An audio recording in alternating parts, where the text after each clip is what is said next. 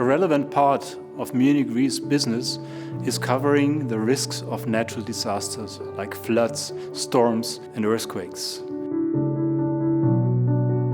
We see figures of increasing global annual temperatures, we see melting glaciers, we see melting sea ice in the Arctic, so there is no doubt that there is climate change.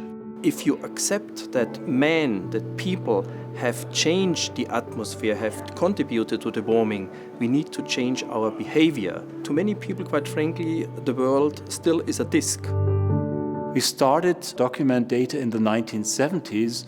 Currently, we have more than 40,000 individual events documented in the database of all kinds of perils and all kinds of losses, be it human losses, economic losses, insured losses, but also the total losses for the national economies. Having data and assessing the data helps us really understanding what are the drivers of climate change. And if you do understand the drivers, you can find a solution how to improve this.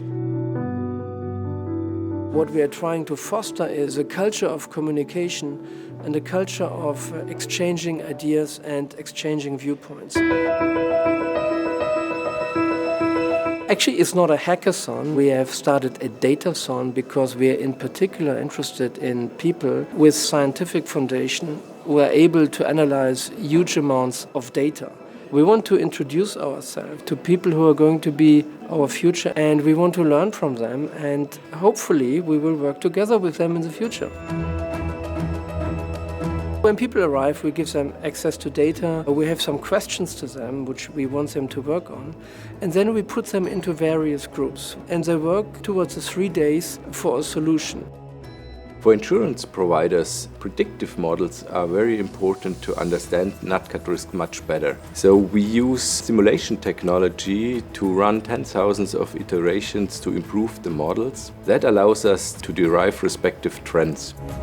I think it's revolutionized how we look at data. I mean, if you think 10, 20 years ago, what we're doing would be impossible. And cloud's really the enabler of that. So the stuff we can process today, the amount of data and the amount of processing power you can bring that data is transformed. And that's what makes this sort of stuff so exciting and possible. If there is a certain catastrophe, then a certain amount of losses occurs. If we understand this correlation, we can help reducing the vulnerability and help reducing the losses in the future. We want to share our knowledge with the political decision makers, with the societies. We need to act to mitigate global warming, but we also need to act to the already non-avoidable consequences of climate change.